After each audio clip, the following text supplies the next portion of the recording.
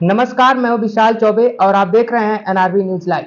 Mission 2024 के लिए Bharatiya Janata party पूरी ताकत झोंक दी है। 2024 में लोकसभा चुनाव है। ऐसे में भारतीय जनता पार्टी की तरफ से पूरी तैयारी की जा रही है कि किस तरीके से 24 में भी सरकार बनाया जाए। हमारे साथ भारतीय जनता पार्टी के प्रदेश प्रवक्ता राकेश त्रिपाठी जी है। हम इनसे समझेंगे कि किस तरीके से तैयारी भारतीय जनता पार्टी कर रही है। सर, सबसे पहले स्वागत हमारा। नमस्कार सर, ये हमको बताइए कि 24 की तैयारी किस तरीके से भारतीय जनता पार्टी कर रही है। जैसे लग रहा है कुछ ही महीने बचे हुए हैं लोकसभा चुनाव के लिए।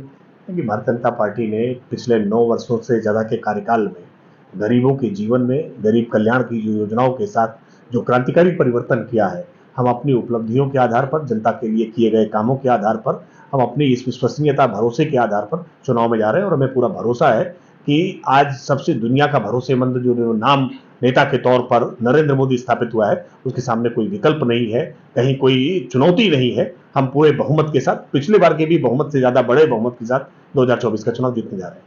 जिस तरीके से इंडिया अभी हाल ही में जिस तरीके से बैठक की है, फिर अगला बैठक मुंबई में भी होने वाला है। 3 बैठक लगातार करने वाली है और फिर खास करके राहुल गांधी हर प्रदेश में जा रहे हैं, हर अपने अध्यक्षों से मिल रहे हैं, अपने कार्यकर्ताओं को जिस तरीके से निर्देश दे रहे हैं वोट बैंक के लिए। क्या लगता है भारतीय जनता पार्टी के लिए कठिन डगर होगा उनका इस तरीके से माहौल बनाना? नहीं, ये इंडिया जिसको कहा आपने, ये घमंडिया है।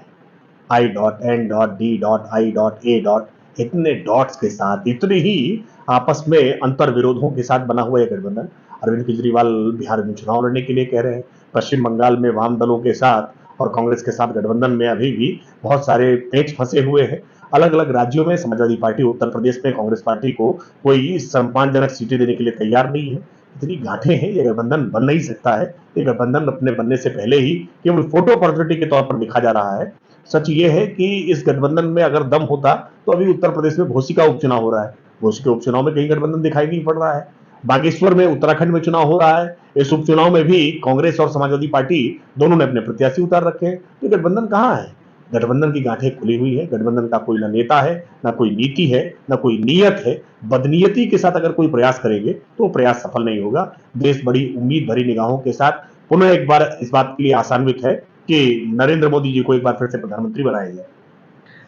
अभी हाल ही में बीजेपी ने एक अभियान शुरू किया, वोटर चेतना अभियान। ये किस तरीके से काम करेगा और किस तरीके का अभियान है, जरा ये आपको बताइए। ये लोकतंत्र में मतदाता सबसे महत्वपूर्ण इकाई है और मतदाता बनने के लिए, मतदाता सूची को दुरुस्त करने के लिए, वोटर लिस्ट को ठीक करने के लिए निर्वाचन आयोग एक अभियान चलाता है। और निर्वाचन आयोग के उस अभियान के साथ भारतीय जनता पार्टी एक जिम्मेदार राजनीतिक दल के तौर पर हर बूथ स्तर पर, हर बूथ की लिस्ट उसको देख करके, उसमें जो गलत तरीके के चढ़े हुए नाम है, जो मतदाता सूची की अशुद्धियां हैं, उनको दुरुस्त करते हुए और नए मतदाता जो है उनको मतदाता सूची में उनके नाम जोड़े जाएं, नए मतदाता इकट्ठा हो और ये नए मतदाताओं के साथ भाजपा का जुड़ाव बने। इसके लिए भारतीय जनता पार्टी एक वोटर चेतना अभियान प्रारंभ कर रही है और इसके लिए हर बूथ स्तर पर हम वोटर लिस्ट को ठीक करने का काम, वोटर्स के साथ संपर्क करने का काम, केंद्र की और राज्य सरकार की उपलब्धियों को उनके साथ साझा करने का काम कर रहे हैं, जिसके माध्यम से 2024 का चुनाव भारतीय जनता पार्टी उत्तर प्रदेश में 80 में 80 सीटें और केंद्र में 350 सीटें जीत करके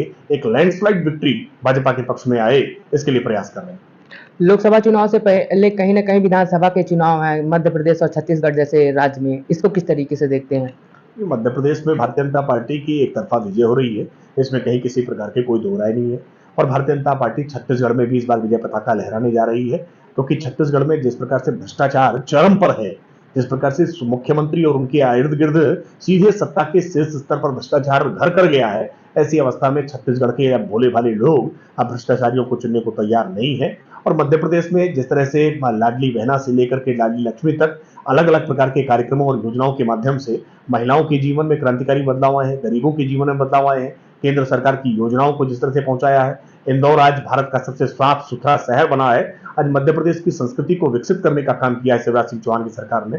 तो कोई विकल्प नहीं है, वहां भी भारतीय जनता पार्टी की सरकार बनेगी और छत्तीसगढ़ में भाजपा सरकार बनेगी। हम तेलंगाना में भी भाजपा की सरकार बनाने की दिशा में तेज गति से आगे बढ़ रहे हैं और राजस्थान में तो भारतीय जनता पार्टी मतलब एक तरफा विजय, आज जनता पूरी अपेक्षा के साथ ये गहलोत की सरकार जो है ये जल्दी से जल्दी अपनी सत्ता से हटे और भाजपा की सरकार वहां बने, इसके लिए सब मिलकर के प्रयास कर रहे हैं। शुक्रिया सर। धन्यवाद।